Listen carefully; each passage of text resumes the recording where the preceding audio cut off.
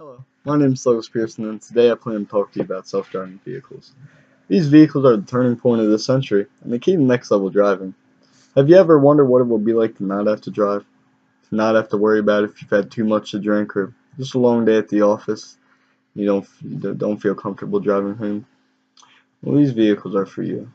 These autonomous vehicles are being researched and pushed into the economy more than ever.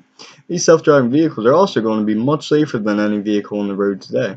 It will help boost the economy with the innovations of the self-driving tractor trailers and even the autonomous taxis. These vehicles have been proven to be very safe so far, and even though many safety tests are still being recorded and tested, and these vehicles are being pushed to the extreme to see if they will ultimately fail or succeed. Technology involved in these cars is very extensive and very well thought out. There are billions of dollars worth of research being put into these vehicles. Today I have this infographic displaying all the sensors used in these vehicles, such as the long-range radars, the LiDAR systems, which is a light detection system, and basically what that does is maps the geographical plane of what the car is seeing in front, such as it decides, well, that's a vehicle, that's a pedestrian, that's a red light, anything like that. It just tells the system what's what. Cameras, short, medium, and long-range radar, and ultrasound.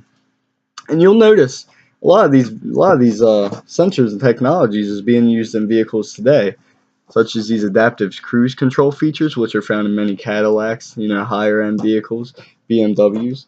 These parking assistance and surround views, which are found in basically any modern car today. you know. And they also have the blind spot detection, surround view, cross traffic alert, and all these radars and systems and sensors are very important in being able to make the car as safe as possible and having it drive on its own. These vehicles bring much more to the table than just driving the average Joe home from work. The trucking and transportation alone, such as these convoys that are being produced today, which is anywhere between 5 and 7 tractor trailers, which are fully autonomous, being controlled by one driver. And right now, that one driver is just to make sure if anything goes wrong, he can stop it.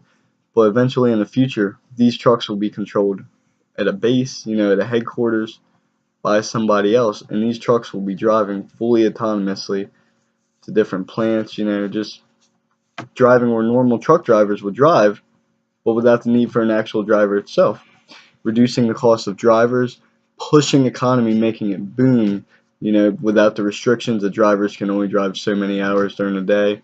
This will help boost the economy tenfold. There's also self-driving taxis being introduced in Las Vegas, and those are working very well. And these self-driving trucks will be driven overnight at first, just to decrease risks and increase business being driven overnight. Also, there's going to be less accidents caused due to driver error. Well, the fact of the matter is that 95% of accidents today are caused from driver error. And when you take driver error out of a vehicle, there won't be too many accidents, making driving a lot safer. When thinking about these vehicles, a lot of concern is laws. Who's responsible if an accident happens? And that's a very good question. And what happens if a self-driving car does kill somebody? Well, it just depends on how and why the accident was caused. Say the driver or the owner of the vehicle overrides the system, it's the driver's fault. If it's a software or hardware problem from a manufacturer, and hardware such as brakes, tires, anything on the vehicle, if that fails and causes an accident, that's the manufacturer's fault. And a lot of these manufacturers are having third-party companies produce the software to control these autonomous vehicles. And if the third-party producer or the third-party company produces that software, and that's the reason the accident was caused, it's their fault, the third-party person's fault. And what I mean by software is if there's a lot of programming and coding that goes into making these vehicles run and work ultimately. And it's kind of I'd imagine it's sort of easy to mess up because there's a lot of codes that limit how fast a car can go, such as 100 miles an hour versus if they accidentally add an extra zero, making it 1,000, which is a huge safety concern. There's also a lot of laws that concern this, and they vary legally, federally, state to state, and such. And Lawyers are now trying to make one federally mandated law to make everything go over smoother down the road when these cars are fully penetrated into the market. There's also a lot of ethical issues with these cars, and that's why lawyers are taking, their time figuring everything out, and it's taking so long to get these vehicles into place. Such as if you're on an icy mountain and there's 10 pedestrians, is an actual dilemma. If there's 10 pedestrians on that road, and if you driving around the corner, is the autonomous vehicle going to drive you off the cliff and kill just you, or is it going to kill the 10 people? They're just trying to make these cars as safe as they can, research everything possible, and just try to make them the best that they can be. And which brings me to my conclusion. These autonomous vehicles are not a thing of the future anymore.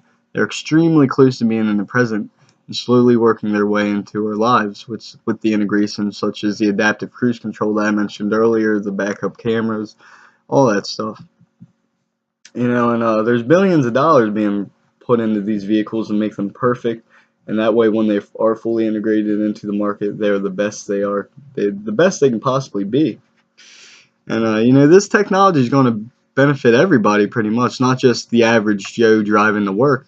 It's going to benefit the economy with the increased businesses, from the tractor trailers that are autonomous, the taxis. This is going to make a lot of business for America, and a lot of people don't realize that. It's also going to benefit these long-haul truckers and, just everybody, making life as we know it a lot easier. These autonomous vehicles are going to change the everyday life we know forever. Thank you for listening to my speech about autonomous vehicles. If you have any questions, please comment below or send me a message. Thank you.